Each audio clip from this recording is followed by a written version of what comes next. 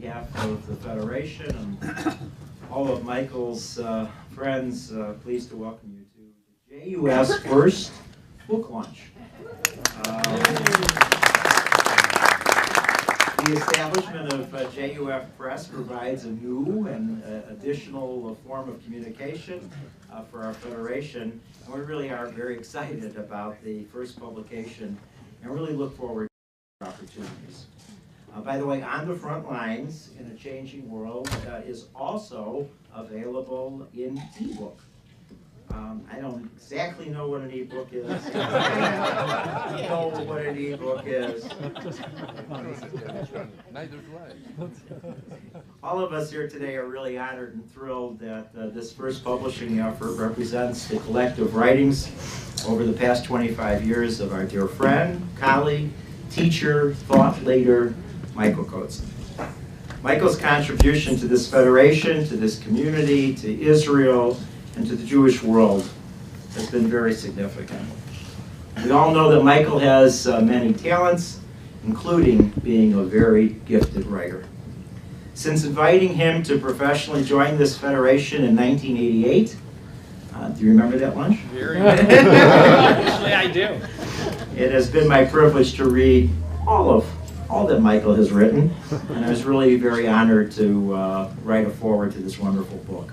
Reading it all again, as I have from the perch of looking backwards 25 years, I, and I'm sure all of you, will recognize the insightful way that Michael analyzes the issues of the day, his nonpartisan approach to that which others would politicize, his ever-practical set of proposed solutions to problems that need to be solved, and really a prescient understanding of likely future developments. All in all, a tour de force on subjects of major concern to our community.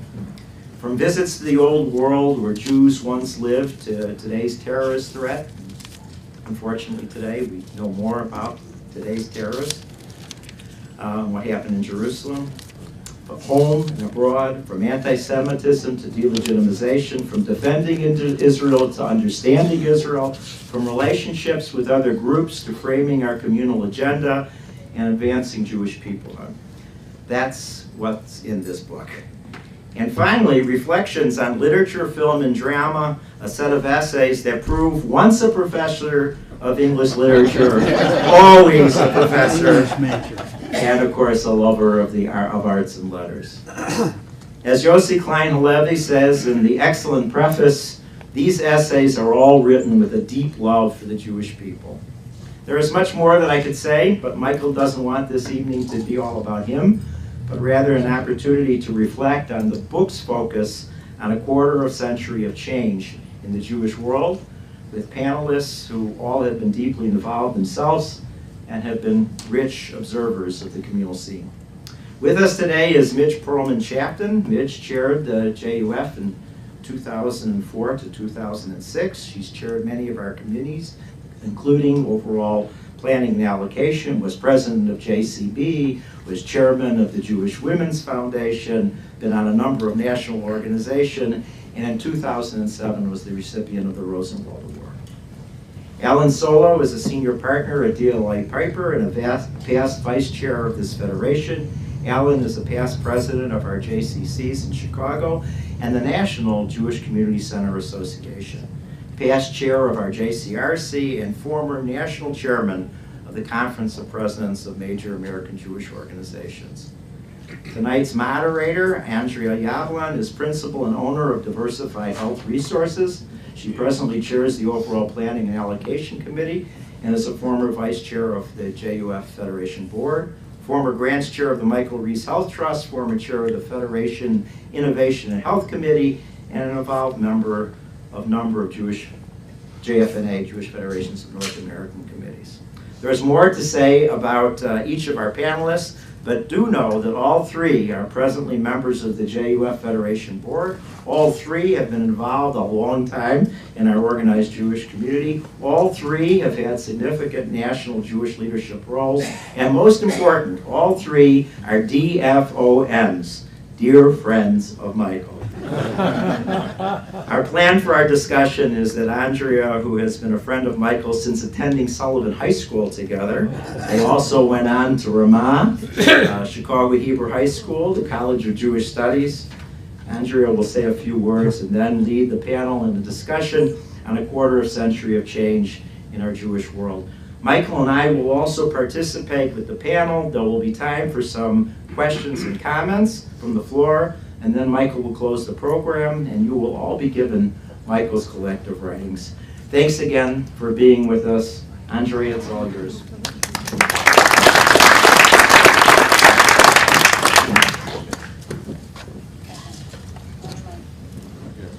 Am I on? No. Now I'm on. Thank you, Steve.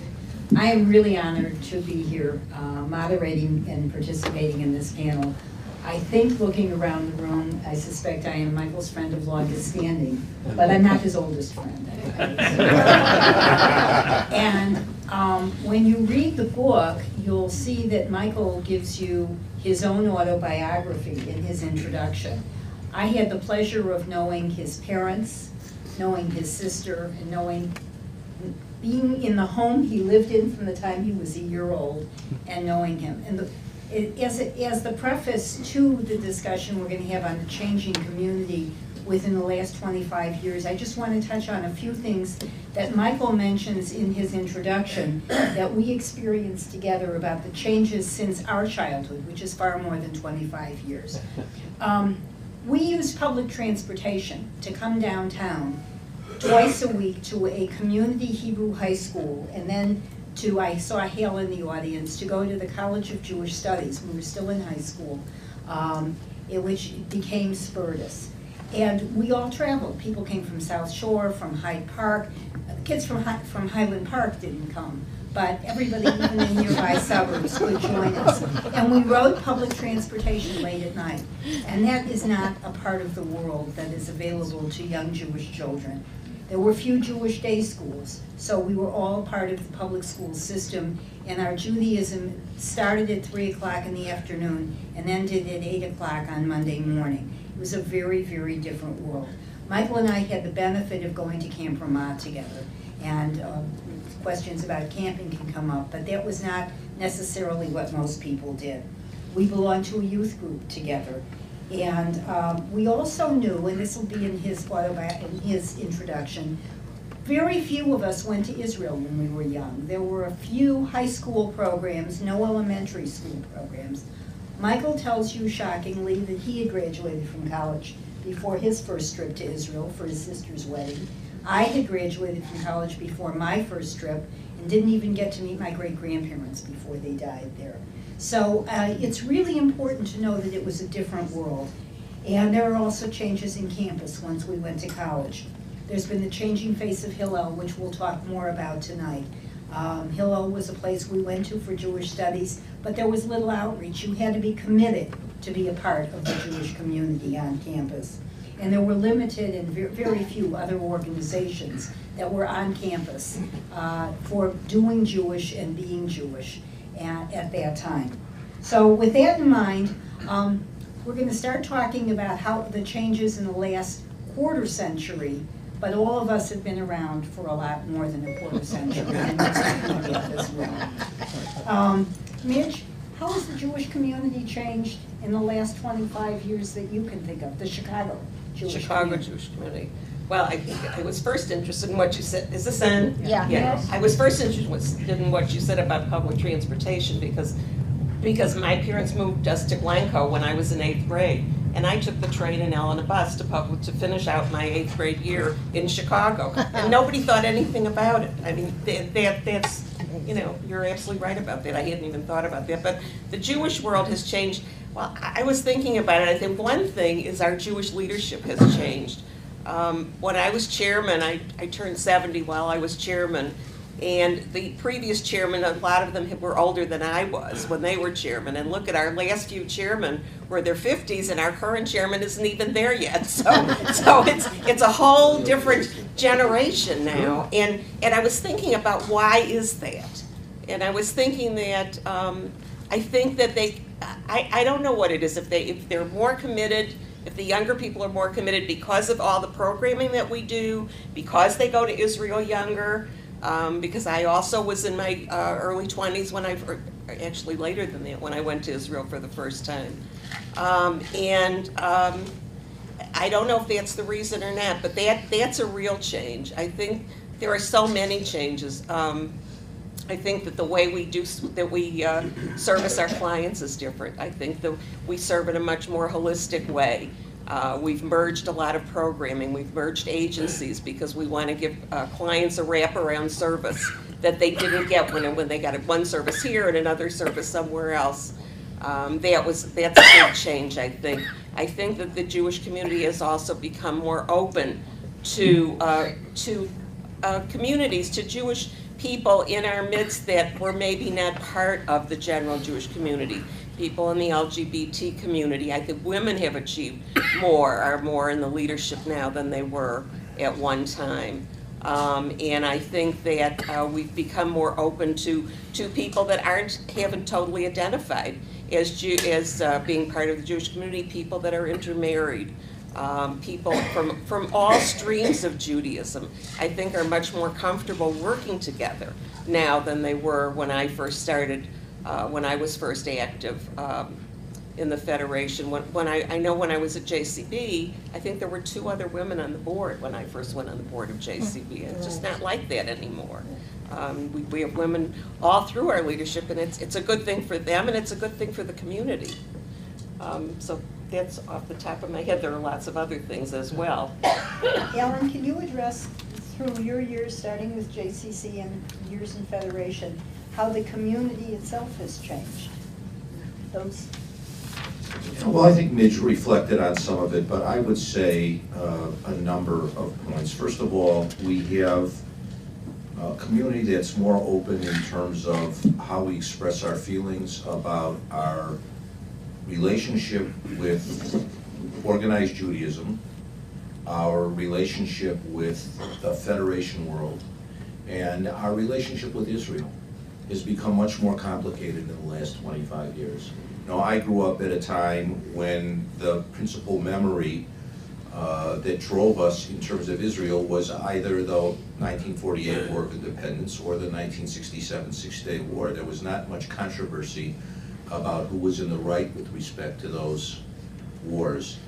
Come 1992 and Oslo, 1993, Oslo occurs, and it kind of coincides with this 25-year period that we're talking about, and the situation becomes much more complex. So, for instance, I can remember being with Michael in Israel, in Jerusalem, at the time of the withdrawal from Gaza, and watching the demonstrations in the streets in Jerusalem together and trying to have an understanding of what the dynamic was in the Israeli culture that was causing that, and seeing some of that spill over into our experiences here in Chicago as well. So I think the community has become more diverse in its opinions, and not only more diverse in the opinions it holds, but it's become louder about them. And it's been willing to become, we're not as, I don't know that we're more or less united than we were, but I think we have a tendency to be more openly strident with each other. And I think this has been a challenge for Jewish leadership, and I think, you know, one of the things that Steve said about what Michael has been able to do has really been valuable to this community over the last 25 years, and that is that Michael has been somebody who has been a person who's understood the dynamic of change and what's happening in our community, and he's been able to interpret it and explain it in a way that makes sense. And that means that if you're somebody who cares about having a Jewish community that sticks together, while at the same time recognizing that we're not going to agree about everything, it means that you need to understand the viewpoints of people who don't agree with you all the time.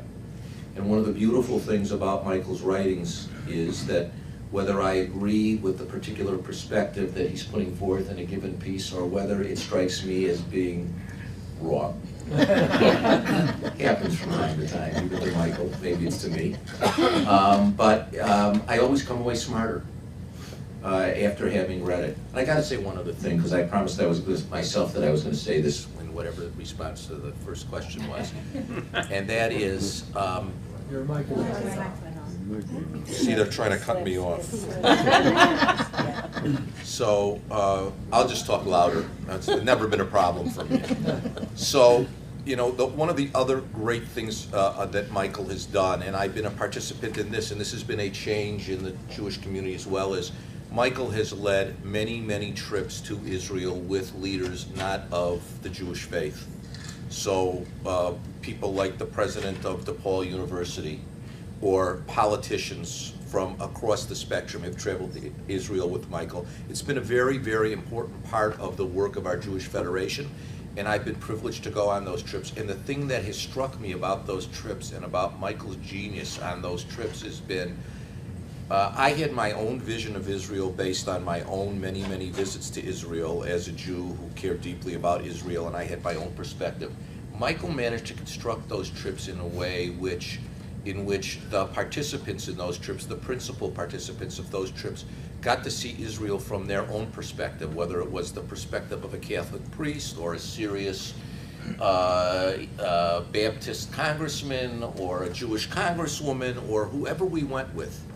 And the wonderful thing for me in my relationship with Michael that I'm very grateful for about those trips is I got to see Israel through many, many different sets of eyes than I would have had I not done those trips with Michael. And that was really a special contribution that Michael made in the way he thought about and constructed those trips.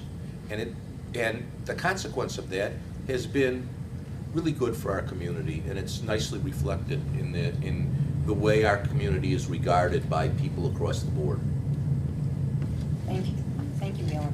I'm having the same problem you are, and I also can speak loudly, so Hold hopefully it they'll... close. There you That go. goes Just on. hold it Goes close. on, And then it goes goes on. off. It goes on. It goes off. It doesn't expect There's us a to time speak. limit on it. It's a Jewish microphone. It knows. That's the maid. Steve or Michael, did you want to add more to that? Because it's an open discussion. I'm going to shift a little. Michael, can you talk about how intergroup relations have changed in the last 25 years? Because Ellen really told us a little bit. You may want to talk a little bit more about so much of what you've done here at Federation with taking intergroups and individuals of other types, as well as your own work with groups themselves. First, we're going to see if this works. Oh, it does, yes. Okay, so far so Talk good. fast, it goes out soon. Maybe only if you do talk fast. I want to begin actually by picking up on what Alan talked about, because we did have great trips together, in great part because of him and his participation. But he made me remember, I'm sure he was thinking of it, the evening with that Baptist congressman at the Kinneret, Sea of Galilee. We were up late at night, early morning. It was actually a pretty deep conversation.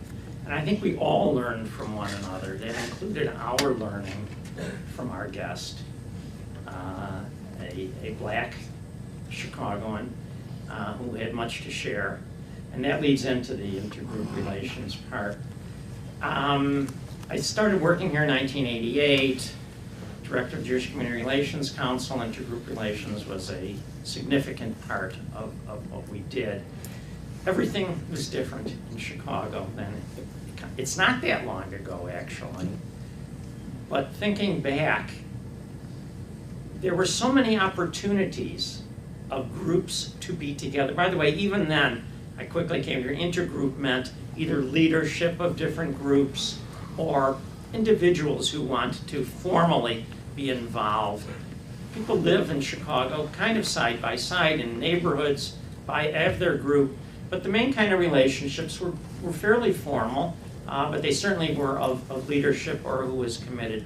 We had then and still do have Catholic-Jewish relations significantly worked on, but so many of the other kinds of relations just haven't been maintained. It's not just us. I mean, I'm looking now at people that we do relate to, but most of the relationships now are individual.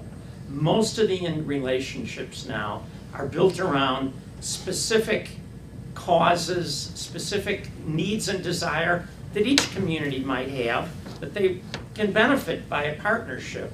But we thought back then, it was an era not so long after the civil rights coalitions. We thought in terms of coalition. We had groups that were brought together by Chicago Commission on Human Relations, by Community Trust, one framework after another, where we would regularly get together and get to know each other personally, establish relationships, as well as advancing not only our own group's interests, but some greater interest of the broader community. That kind of thing doesn't exist now. I could give a whole list of kind of frameworks that existed then. Now it is very much individual, as I say. It can be leadership, but it's not as much as a regular basis of just being together to be together and to explore together how together you might address the broader communal needs. It has to do with the particularities. We function that way too. By the way, some of that has changed because some of the partnerships aren't available. The mainline Protestant groups, we meet with them now because we have problems, because we have severe problems with the positions on Israel that many of them have taken. So that's what we have to talk about. But it's not at all the sort of thing that we were together with them in those days about. I happen to think it's not a really good thing. When some crisis develops, it's good, really good to have those relationships, and it's good for the broader community, but that's just not the way things are structured these days. Anybody else want to comment on the intergroup activities? Well, you know, I just think what Michael says is really a reflection of what's happening in the broader society. I mean, we are much more in our own silos. You're requested to use. We are much more in our own silos. What Michael's talking about is a reflection of the broader community. I mean, people don't, you read, Robert Putnam's Bowling Alone, talks about it from a sociological standpoint. So, one of the things we've had to do is try to adapt to that modern reality and understand how to deal with it. You know, Michael has helped us think through that. And I'm sure we'll see different iterations of that over the next 25 years. But that's happens to be where we are today. Notwithstanding that, I do think these relationships that we develop with individuals have a real impact. I'd rather call on an organization, but if I can't call on an organization, I'd rather call on an individual who's an important member of a community that we need or care about at a given point in time, and at least we have somebody to begin a dialogue with, and even the people we don't agree with. You know, you talked about certain members of the Protestant community who have been difficult with us. Well, you know, Chicago has been a leader in trying to establish a relationship that would change that dynamic. And we've been out front in that together with our colleagues at JCPA, and you've been a leader in that work for years, and it makes a difference.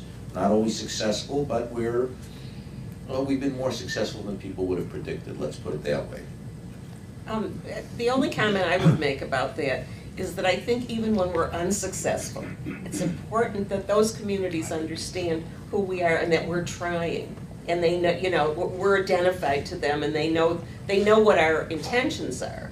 So rather than just hanging back because you know because we don't agree with each other, I think it's important to keep trying.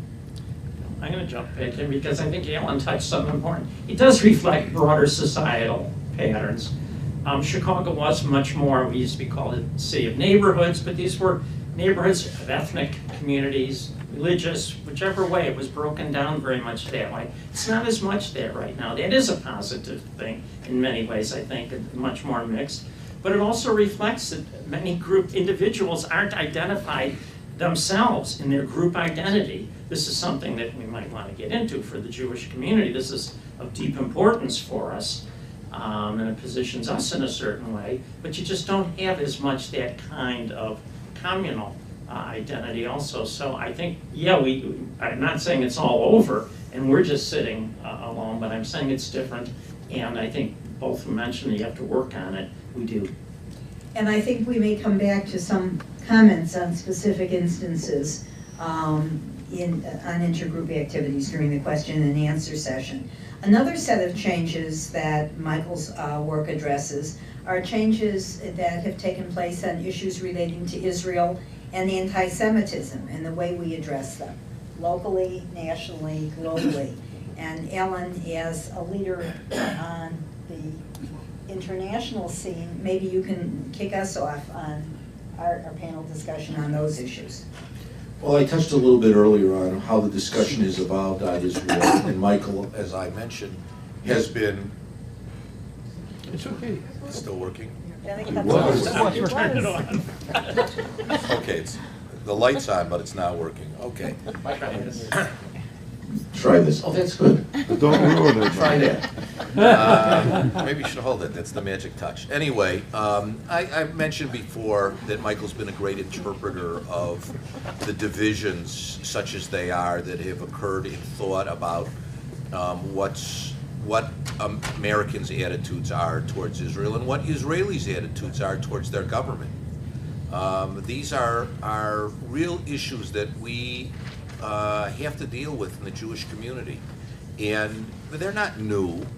A part of who we are lends ourselves to different interpretations of what's going on in the world. After all, Talmudic study is about writing one interpretation of a story on top of another interpretation of a story. So why should we be surprised that we have disagreements about the way we perceive events and their impacts on the Jewish world?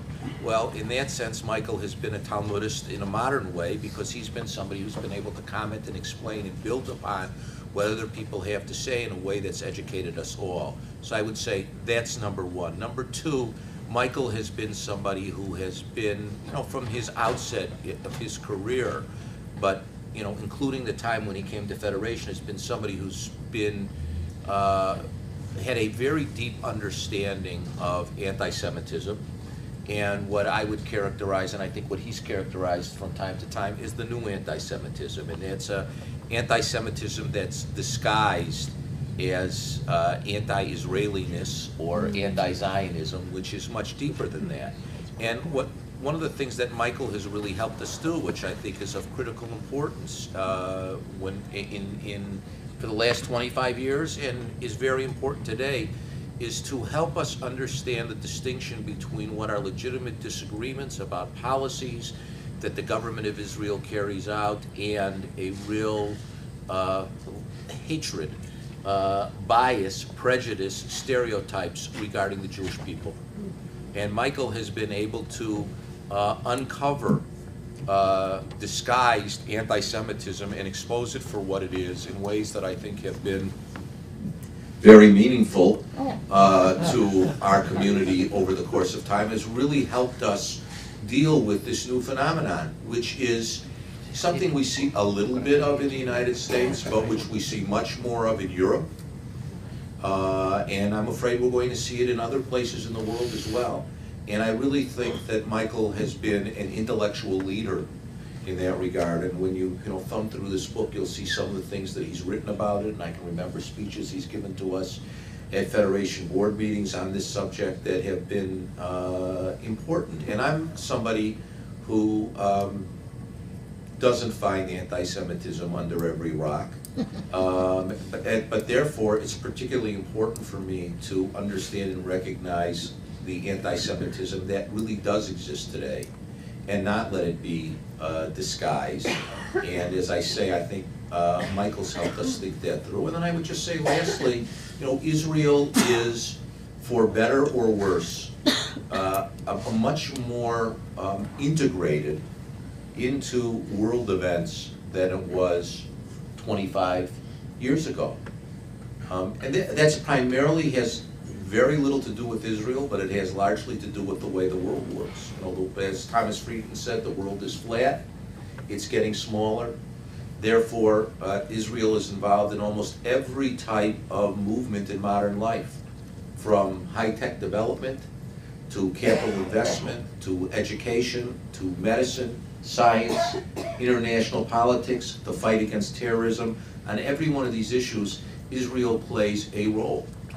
And so we've, in the communications area, which is one of the areas that Michael had responsibility for in this building and down the street for many years, but that's something that we've had to deal with. How do we communicate the story of Israel in an effective way? How do we make it not always be about the conflict? How do we make people understand what's really at the soul of what makes Israel different than any other place in the world? That's been a challenge for us that I think we've done reasonably well with. It's going to be a challenge for us as we continue to move forward. Steve? Sure. I hope you come back, Andrea, to the point of what do we do beside the conflict, and Michael has some especially interesting insights and experience in that area. But it occurred to me, really listening to this piece on anti-Semitism and then thinking about it in terms of a 25-year period of time, that for me, it's almost in three phases. If we go back 25 years, this federation was very, very careful not to wave the flag of anti-Semitism. When that word came up, we knew what it was, and we used it in a very careful way, and very seldom, very seldom. And then there came that period of the anti-Israel anti-Semitism, when the anti-Israel began to feel like there was more to it than just a disagreement in terms of Israel. And then finally, we are where we are today, and it's not a good place. And I happened to be in France at the time of the pogrom this summer, and went to the synagogue where that took place and met and talked with people, and they said, you know, when they came down the street marching, they weren't chanting "Free, Free Palestine." They were chanting "Death to the Jews." That's outright Jew hating, and I think we've seen that in 3 years. It's frightening. Also, I mean, placing in context, and a lot of us are of a similar generation. I grew up listening to my parents talk about anti-Semitism, and I respected what they said, and I knew that the experiences, whether it was in military service or in the workforce, were true, or even growing up in neighborhoods, that they was true. But it felt to me through much of my adulthood that had been a thing of the past, and it was gone.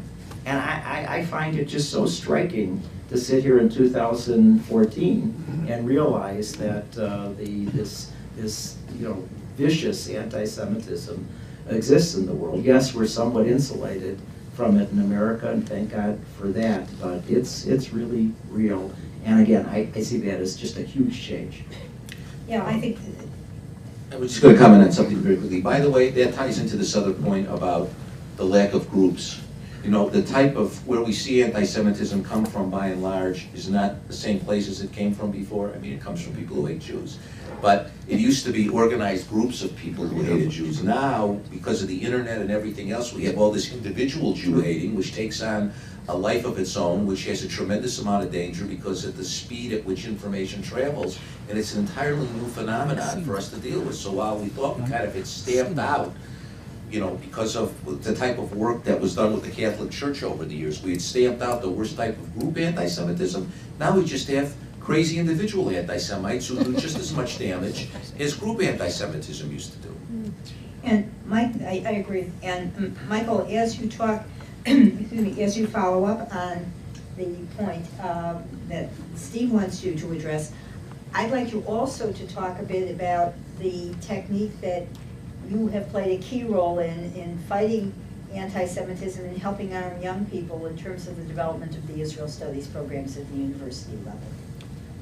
Let's see if this, I don't know why you couldn't get it. Because you are Michael Kotzins. I know time is short, and the answer to that question could go for hours. But I want to pick up on two of the things that were said first. One of them was a memory I had. If I'm wrong, Andrew, to include you in this memory, I haven't checked because we haven't shared this if it's shared. In Sullivan High School, I had, yes, she's nodding her head, yes.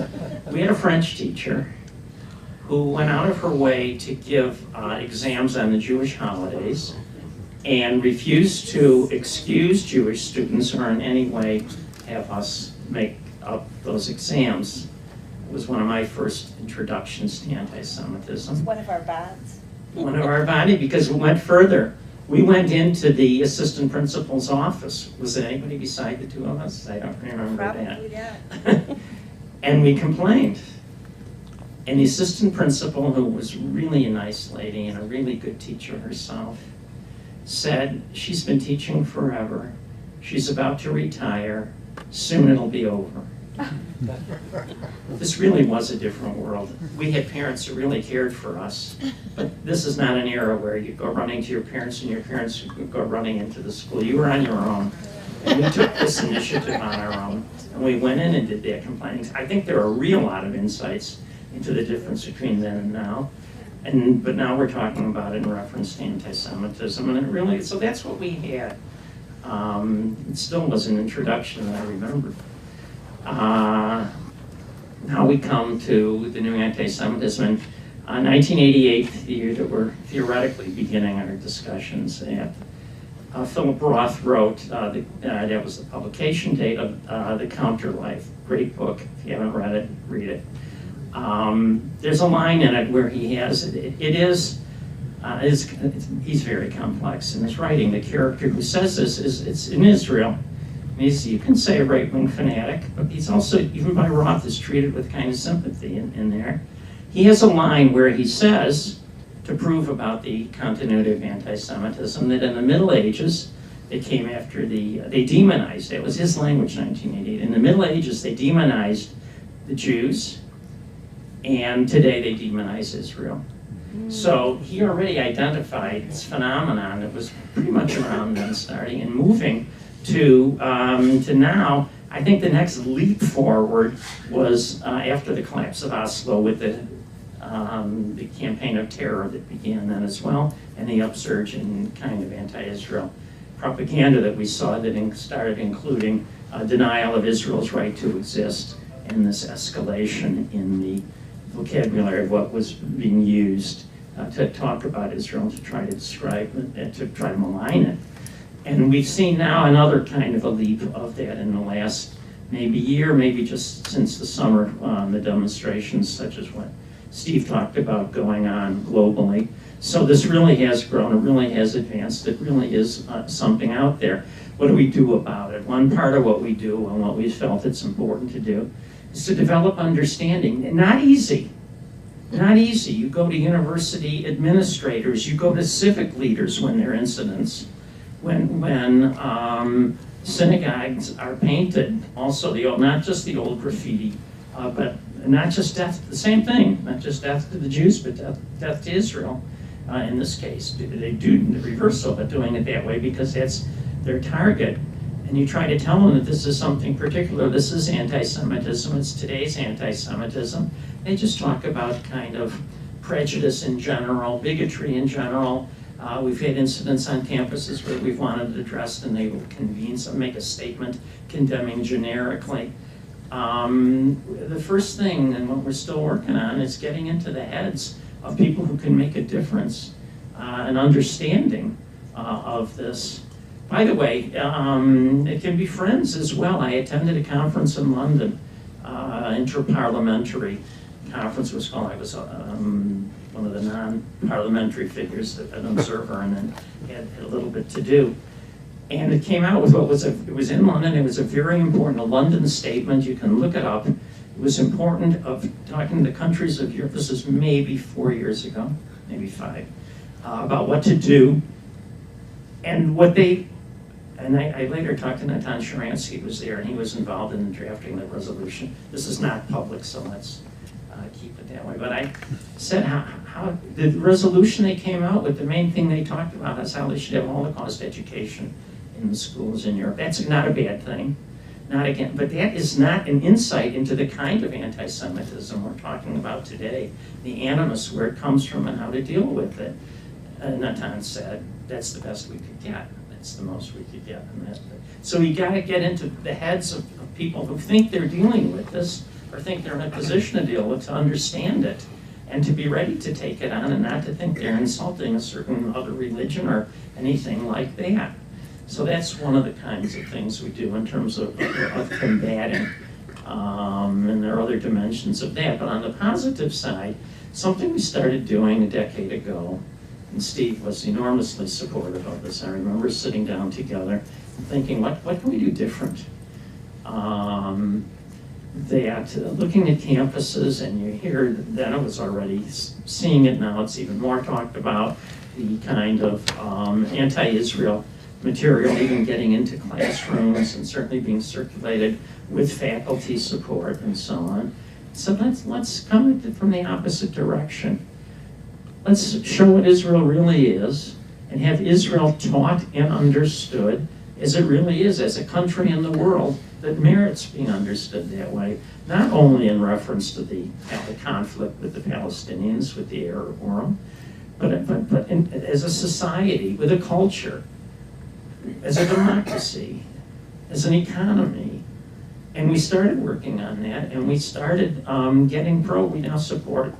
Midge was helpful, especially through her mother, but she was helpful and supportive theoretically in other ways before she was the one who got it when we talked about it.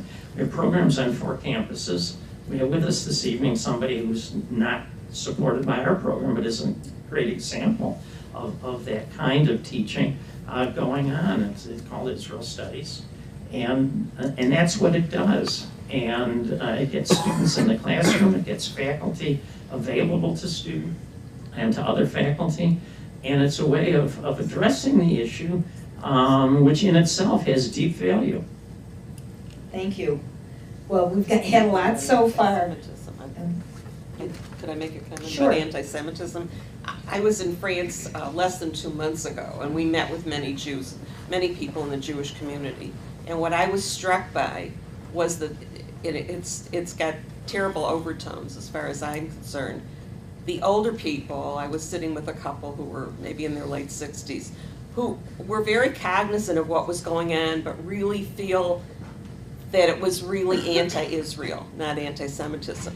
But some friends of mine were at another table with this couple's son, who feels totally differently. And we found this, every group we were with, that the young people are looking for ways to go to Israel because they don't see a future in France. The older people feel like they can't go, they're established, their businesses are established, but their children are gonna go. And it's really very frightening. It sounded to me just like Germany. And I was so struck by that.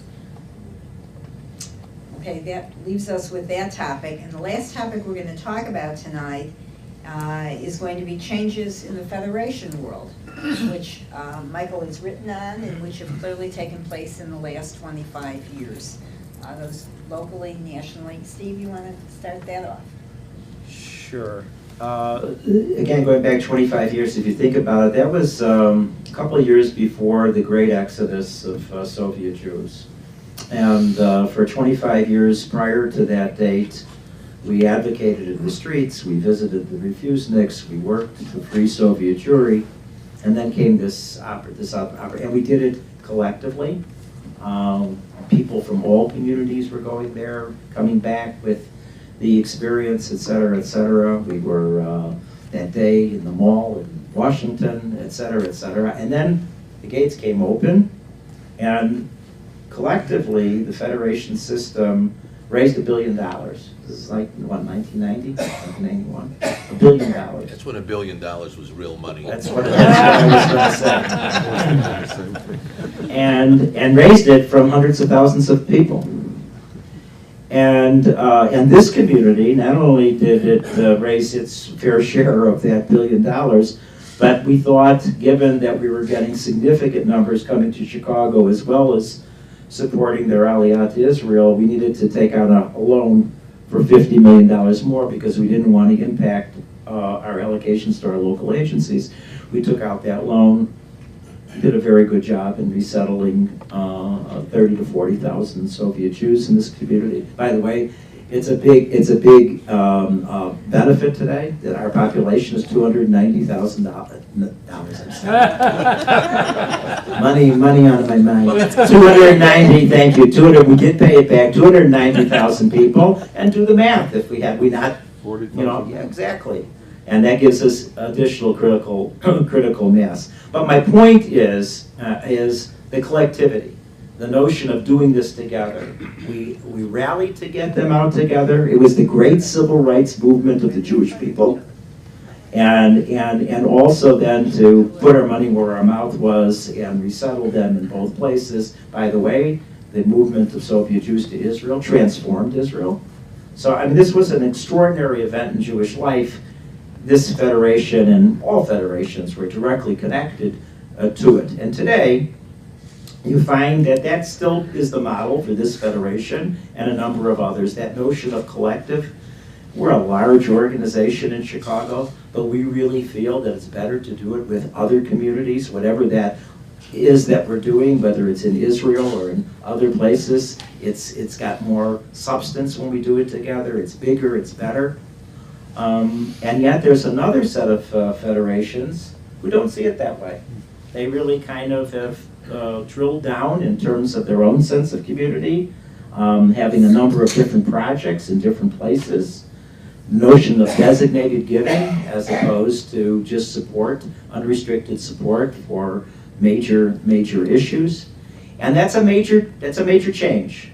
How this will all play out 25 years from now, I'm not sure.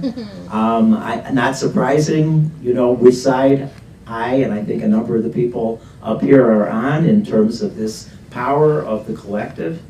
You know, being Jewish is counterculture to begin with. You know, coming back to Putnam and bowling alone. You know, it takes 10 people to have a minion. We've always been a collective, and I think those federations are making a mistake as they look to themselves. Yes, we could do a lot as Chicago,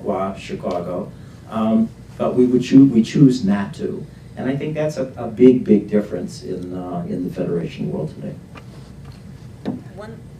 One last question. Do you think that, and Mitch talked about the difference in our community and the difference in leadership, and our focus is now includes so much outreach to those who don't seek us out. Do you think that the migration of the former Soviet community, which, you know, none of us sitting here were here when immigrants came in large numbers before World War I, but do you think that our outreach to the Soviet community really helped us become much more adept and interested in outreach as a part of our federation work? That's a really interesting question. I hadn't thought of it framed quite that way, but yeah, there is some sequential thing, and that's the other big difference in our federation work in Chicago. One, we become more functional qua federation, where we're doing a lot of outreach to young families because we felt that it was enormously important to do. So we're doing that, and I wonder if that experience, and we really worked hard during those resettlement years, and I think the benefits we'll see for another 50 years in this community. So maybe it got us in the direction of doing that, but outreach is a huge part of what we're about today. Yeah, I think another thing that the resettlement work did for us, Steve, was what I referred to earlier about our more holistic approach and having the agencies work together more, because that was our model of helping the people that came from the former Soviet Union, and we saw how well it worked, and I think it's helped us, you know, build on that. For the kind of service that we give today, and also it's changed us in the fact that we have a lot of elderly Soviets now that we've developed special services for the special needs that they have at this point in their lives. Anything else on Federation? Well, I'm going to open it up for a few minutes of questions. You've heard the way we've tried to talk about the things that Michael has observed, we've all observed during the past 25 years. But please feel free to ask questions. They can be directed to someone, they can be general questions. And we're here. Yes?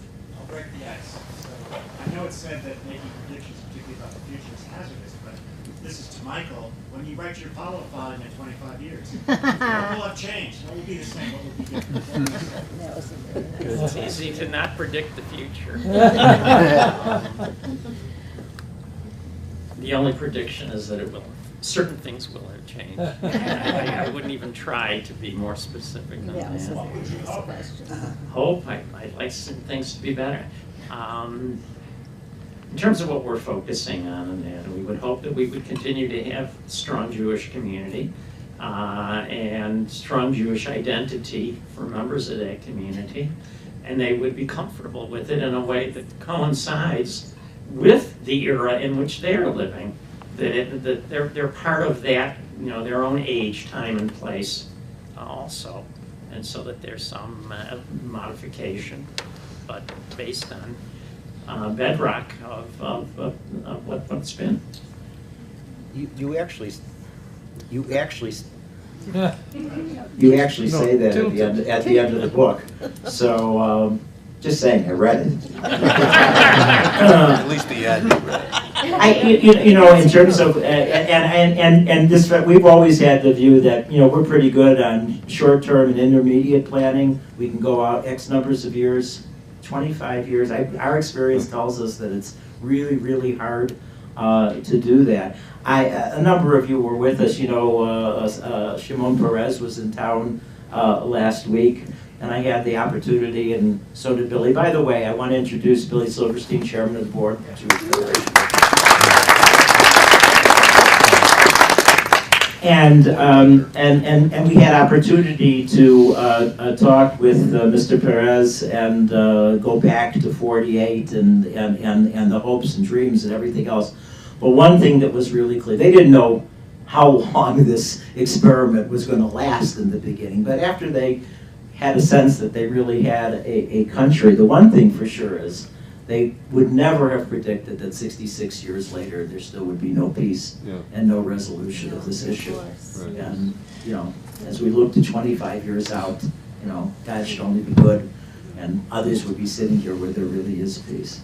Let me just sound an optimistic note on this question.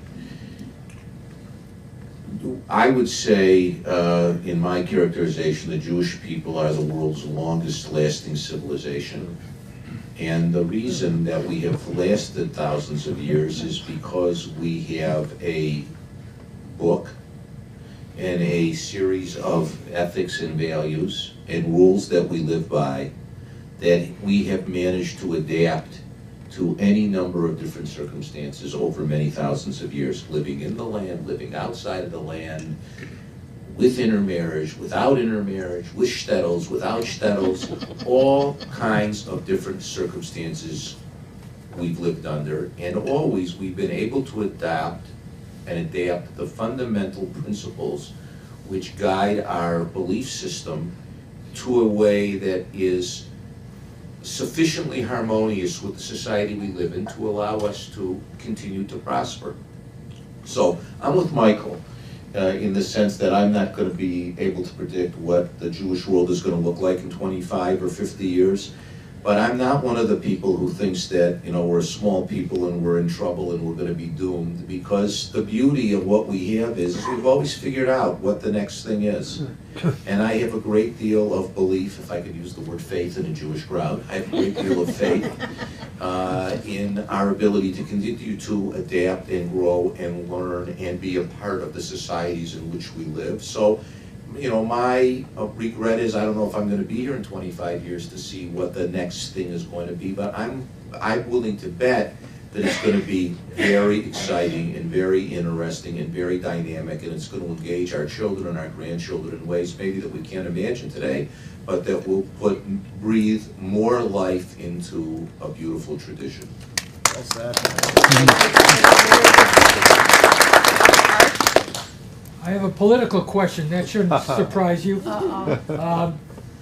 Based upon yesterday's results, what's your predictions of where the United States is going vis-a-vis Israel? This is for Michael or for Steve? Okay, I think, look, I get to deal with these problems all the time during my tenure as the chair of the President's Conference, and I'm still very active there. Putting all partisan politics aside, I think that the fundamental relationship between the United States and Israel is strong.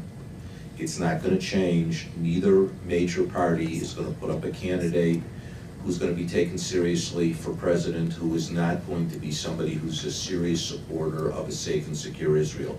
There may be tests of that on both sides of the aisle, by the way. There are some Republicans who don't have a long record of support for Israel, and there are some Democrats who could potentially be contenders. But I don't think those people are ever going to be taken seriously. And I was thinking a little bit about 25 years and longer, because I thought somebody might ask a question like this, and I was going to give this talk about how much worse the partisanship has gotten 25 years, and I think it has gotten a little bit worse. But I think that's because all partisanship has gotten worse. I don't think it's special to Israel. I can remember in the 1972 election, my father-in-law telling me, one of the few Jewish Republicans I know, excuse me, but my father-in-law, you know, trying to convince me to vote for Nixon because McGovern was going to be bad for the Jews. So this is, and I don't know whether that was true or not, but the fact of the matter is we've been having these discussions for years, and one political party or the other has tried to leverage their love and support of Israel against the other party in order to capture the Jewish vote, which people think is very important. And I'm glad they think it's important because we get a lot of attention, which is a good thing for us. But I think fundamentally, yesterday's election is not going to change anything, and neither is the election in 2016. I would say the challenge for the American political system and its relationship with Israel will be the increasing pressure that any administration, American administration, will feel from the potential for more significant abandonment of Israel by some of its most longtime allies, namely the Europeans. And you know, the Europeans are going to be over their guilt complex from World War II, which is what has held them in for all these years, because in this room they don't like Jews that much anyways. So, but they had the guilt complex for 70 years or however long it's been, and that guilt complex is beginning to wear away. And if you are involved in the world of diplomacy, as I have the fortune or misfortune of being a lot these days, and you are in those rooms at the United Nations, you'll see it's just not the Arab countries anymore, and it's just not the non-aligned countries anymore that make it difficult for Israel. It is the European countries as well. And I was with, this probably a year and a half ago, I was at an event at our United Nations ambassador's residence in the Waldorf Astoria in beautiful Midtown New York. And the deputy ambassador to the United Nations was at this dinner that I was at, and not a Jewish woman.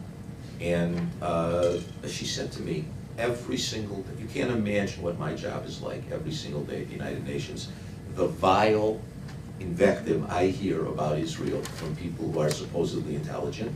And she made it clear to me it just wasn't coming from the usual suspects. So I would say the challenge is not going to be that there's going to be some break between America and Israel, but it is going to be harder for America to keep its finger in the dike over the course of time when it gets less and less support from Israel's traditional allies and America's traditional allies.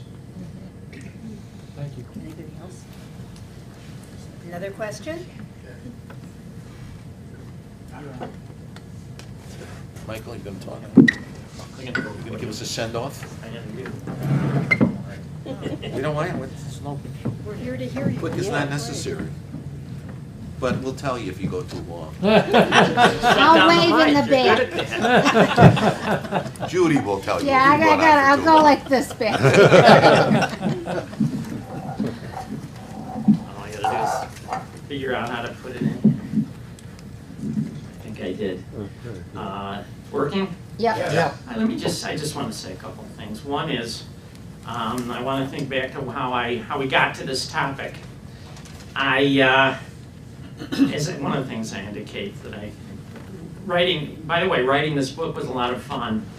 And I'm thinking now of the more recent part, bringing together the older stuff, but then doing what's new. What's new is the introduction, a postscript, introductions to each of the sections. And that's when things came together. And I realized one thing about myself is the extent to which there was this kind of awareness of change. Partly I attributed it to my academic background, although maybe it was the opposite. Maybe that's why I chose the period of time that I focused on, which was the Victorian age, of which change was a really strong, dominant characteristic. And that kind of got me into it, and I guess that's been in my mind, lurking in my mind at some point. But then, during this period of time, I realized when going back over these pieces over and over and over again, we've been confronted with really significant changes. And kind of absorbed them maybe as we've, some I think haven't been paid sufficient attention to. I never thought that the fall of the Soviet Union was given the attention that it deserved, attention in policy making by our country, which suddenly became the only power in the world. And it just kind of came and went. It's dramatic when the Berlin Wall fell, and then what? But we continue to this day, and are going to continue, I hope not another 25 years, but to see ramifications of that. And that set in motion a lot of the other changes that we've been dealing with also. The rise of radical Islam was tied to that. I want to later mention my rabbi, but he spoke at Rosh Hashanah about how Marxism has been replaced by anti-colonialism, and in a way that was partly attributed in a way that the Marxism became defunct, and the radicals drawn to that became drawn to another kind of radicalism that affects us. That flow of radical Islam into Europe, a lot of the change that Alan was just talking about is attributable to that. The technological changes, to shift gears greatly, change in technology and what a change that has made in life, globalization, we can go on. But I kind of noticing those things. I think I started noticing them at particular turning points, and then thinking about it more specifically when the what was then called by some the Arab Spring came about a handful of years ago, how dramatically that changed the face of the Middle East. And again, we're still seeing that play out, still in dramatic ways. And I started then pulling together some of these thoughts. And so when it was time to put together the book, I realized, rereading the pieces, how much that theme flowed through them, and really how this was not just going to be a collection of essays, but had thematic unity to it. And that particular theme was worth continuing to think about and examining on its own. And so I did that, as I say, as I could in the introductory sections and the broader stuff in the book.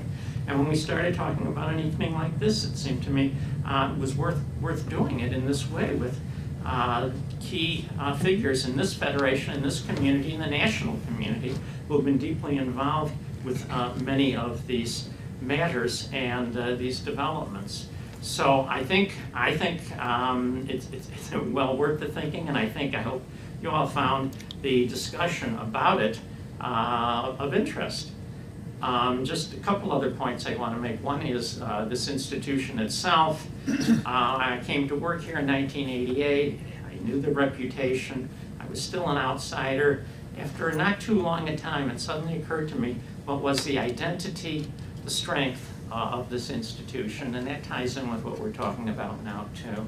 And that is that it probably is, or if it's close, all the federations in the country, the most tied to traditions, the traditional way of doing things, traditional way of fundraising, a lot of traditional ways of relating to a lot of the stuff that we do is as it was done. We don't do it though because it was done. We do it because it works. There's a pragmatism in that decision, but also on the other side, it probably is the most innovative federation in the country. And Steve touched on some of that when talking about the changes that have gone on here. So we're open to change, but there's no belief in this hokey philosophy that's kind of out there that's a particular value, that innovation is the greatest good, and anything you do should just be innovative, different. Those aren't the values that matter. You need other kinds of values. So it's that combination in both cases of finding what works, what matters at the moment, and keeps you tied with what was. We were giving some of those thoughts. I think can answer that question. But I think that's, in a way, that secret to this institution, but it should be broader than that too, and I think it's a model to how the community can have strength and the broader society as well. Working here has been terrific in many ways. Wonderful colleagues, a goodly number of them in the room. Wonderful, what we call lay leadership to work with, to become friendly with it. That's another kind of defining factor here is the kind of people, the strength of leadership but the kind of relationships that exist between those of us who are, quote, professionals and those who are on a volunteer basis giving of their time, significant energy. And so a number of those people, besides being up here, are out there as well, and that's welcome and appreciated. Let me get into some individuals now. I won't be long. I know it's the deadliest part of any program, and I tried to think I couldn't not do it because they're obligations. They're real responsibilities to acknowledge certain people, so that I'm discharging a responsibility, and you're going to be sitting there listening to it, and I realize that. But I want to start referencing the colleagues who worked on this book, who took again, their time. This wasn't on the original workload, but it was put there so that we could be the ones bringing it out. Aaron Cohen, communications, and Ron Margolin. Where's Ron? I saw him before. There's Ron. Especially from the beginning, did key work in pulling this together and making it exist and designing it.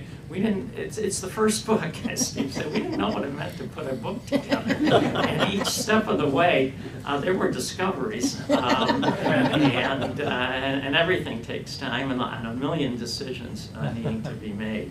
But it happened, and again, Aaron and Ron were key to that. Stephanie Bregman, where Stephanie joined in. I feel bad about it because too late for me to include her in the acknowledgments in the book, given when it had to be finished numbers of months ago. But Stephanie started and now continues to, in some way, be the key person because she's who's getting it the visibility and getting it known out in the broader world and in libraries, and doing terrific work in that way. So I thank all of them. My assistant, Connie Daniels, who was here earlier, then had to catch a train home, did a lot of work on putting it together. I want to appreciate that too. Higher up in terms of, if it weren't for him, it wouldn't exist, is Steve Nassiter. It was last December when Steve, and I think Jay DeCath had a kind of secret involvement from that point, and I know he did a little later as well. But Steve said we wanted to talk. I do remember our meeting together before I came here. I remember parts of the conversation, and I remember a much more recent conversation. I thought it was a meeting I had asked for, and there were some things I wanted to bring up, but he thought it was a meeting he had asked for. He started Usually works that way. To say, want to bring out this collection. I was very touched, and I continue to be. I thought it was enormously thoughtful, something that does matter to me, and if it weren't for Steve's thinking, it's just one more example of new, innovative, out of the box, and coming up with this idea, and I'm deeply grateful. I was grateful with the idea, and now that it's here, particularly so, and Jay as well for all that he's actually continued to do in some ways too. The deepest thought, thanks, and this is in the acknowledgement, is to family members, Judy, my wife, who's here this evening, who's been a partner in putting this stuff together way longer than the 25 years in which these pieces appeared, and our kids who live on the coasts and couldn't be here, unfortunately, but who 3 kids and 3 spouses, all of whom really have been there more than you might imagine with kids in terms of sharing material as it was being drafted, talking about it, starting to think about putting together a book and what it means. Fortunately, my daughter-in-law is actually in the business, so yeah, real input from her, but just wonderful participation. So I want to acknowledge that. The couple people in the room I want to speak about, my rabbi, I referenced him ago, Sam Frank. There have been, what's the Woody Allen used that line about showing up? There have been quite a number of times for our family, matters that mattered, when Sam showed up, here in Israel, otherwise, and he showed up again tonight too, and I'm very grateful. And the one other person is the one out-of-towner I'm aware of, unless suburbanites, if you consider yourselves out-of-towners, I'm not letting you. but Michael Lieberman, sitting there, came in from Washington, D.C. for this event. Michael, I hired twice. I also hired Jay twice. Michael I hired twice. I hired him in Columbus, Ohio, and he was with the ADL. I came to direct their office. I had been on the staff in Atlanta for 2 years, and then in Columbus office covering 3 states. I was the director, and there was an opening. And Michael may have been the first person I hired, actually, ever. Because in academia, you know, I admitted students. But, and I also, as you say, something standing, I remember that day. I remember her talking together. He was out of law school. His wife, Randy, came to pick him up in the car, and I remember that. And we worked together in Columbus. I came here 2 years later to run the ADL's office here in Chicago. There was an opening for the Midwest Civil Rights Director. Spoke to Michael. He came, moved to Chicago. So once again, we were colleagues. We developed just a great working relationship, but far more than that, a real friendship that his coming here today demonstrates the depth of it. So I'm very grateful for. I tried to hire him to come here once too, by the way, but he wasn't ready to leave. That's true, but he wasn't ready to leave Washington. He's a great professional himself, and as I say, a real friend. And then finally, Andrea. We do go back, and Andrea, we do share some of those memories. And to be here this evening doing this at a time that's not an easy time means a great deal. So thank you for that. I thank everybody who's come and taken up your time to be here this evening, and enjoy the rest of the evening. On behalf of the Federation and all of Michael's friends, pleased to welcome you to the JUS first book launch. The establishment of JUF Press provides a new and additional form of communication for our Federation, and we really are very excited about the first publication and really look forward to opportunities. By the way, On the Front Lines in a Changing World is also available in ebook. I don't exactly know what an ebook is. I know what an ebook is. Neither do I. All of us here today are really honored and thrilled that this first publishing effort represents the collective writings over the past 25 years of our dear friend, colleague, teacher, thought leader, Michael Kotzins. Michael's contribution to this federation, to this community, to Israel, and to the Jewish world has been very significant. We all know that Michael has many talents, including being a very gifted writer. Since inviting him to professionally join this federation in 1988, do you remember that lunch? Very good. Actually, I do. It has been my privilege to read all that Michael has written, and I was really very honored to write a foreword to this wonderful book. Reading it all again, as I have from the perch of looking backwards 25 years, and I'm sure all of you, will recognize the insightful way that Michael analyzes the issues of the day, his nonpartisan approach to that which others would politicize, his ever-practical set of proposed solutions to problems that need to be solved, and really a prescient understanding of likely future developments. All in all, a tour de force on subjects of major concern to our community. From visits to the old world where Jews once lived to today's terrorist threat.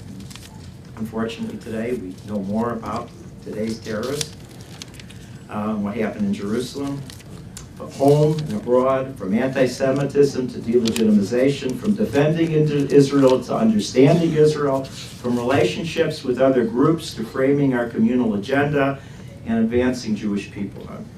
That's Very few of us went to Israel when we were young. There were a few high school programs, no elementary school programs. Michael tells you shockingly that he had graduated from college before his first trip to Israel for his sister's wedding. I had graduated from college before my first trip and didn't even get to meet my great-grandparents before they died there.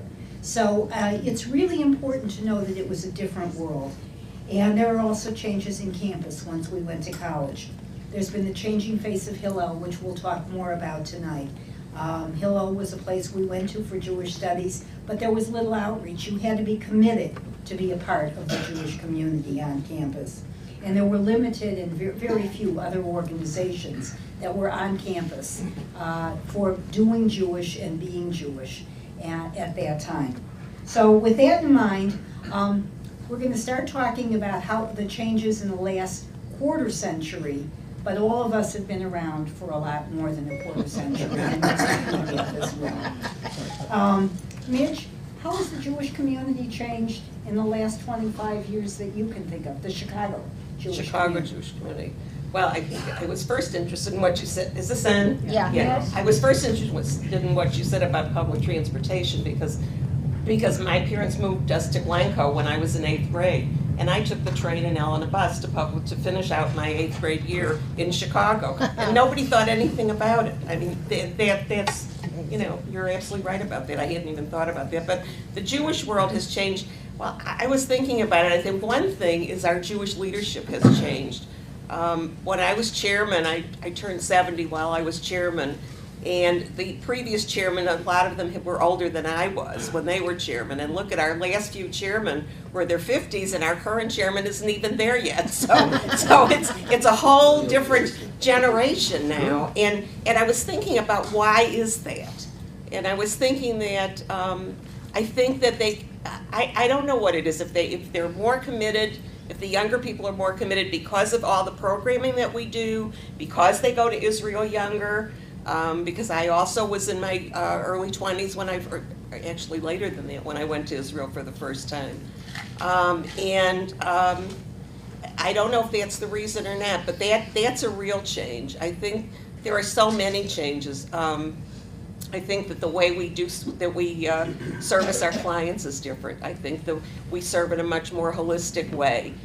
We've merged a lot of programming. We've merged agencies because we want to give clients a wraparound service that they didn't get when they got one service here and another service somewhere else.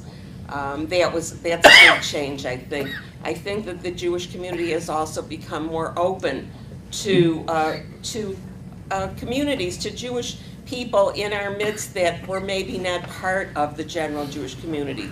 People in the LGBT community. I think women have achieved are more in the leadership now than they were at one time.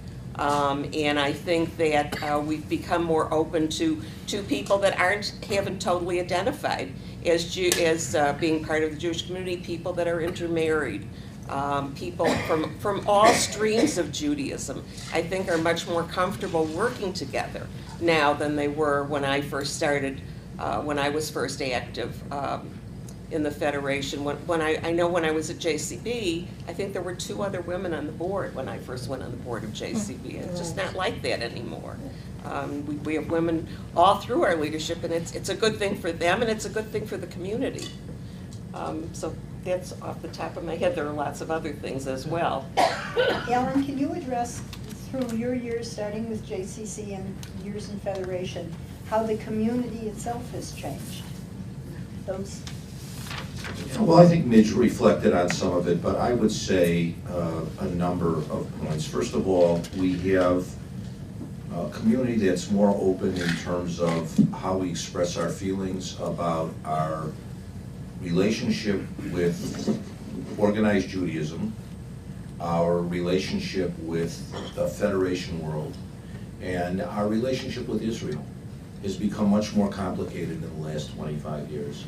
You know, I grew up at a time when the principal memory that drove us in terms of Israel was either the 1948 War of Independence or the 1967 Six-Day War. There was not much controversy about who was in the right with respect to those wars.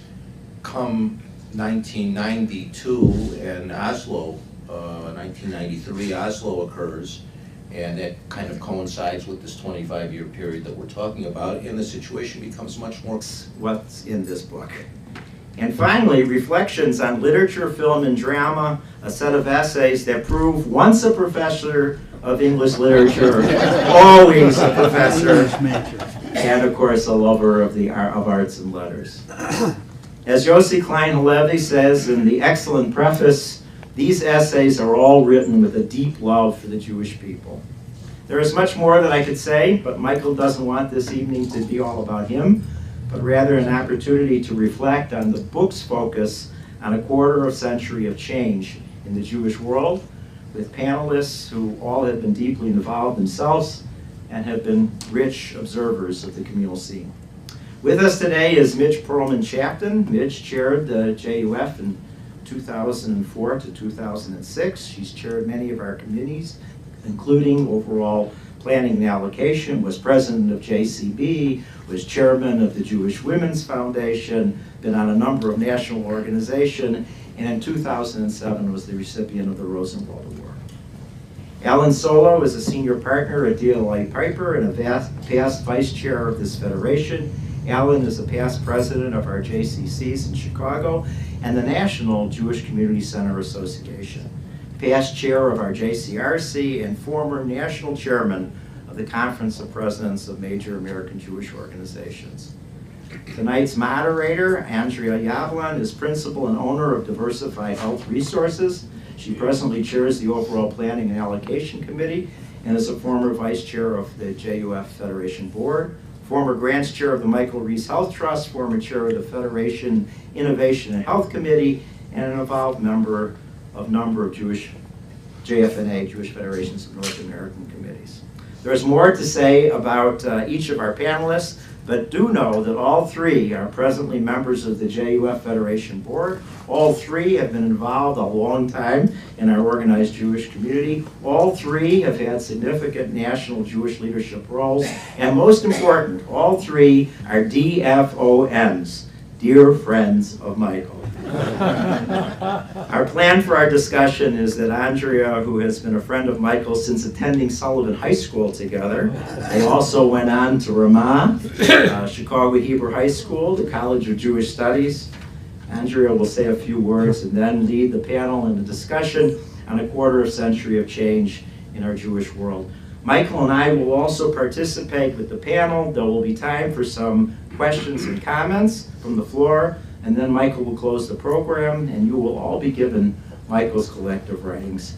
Thanks again for being with us. Andrea, it's all yours.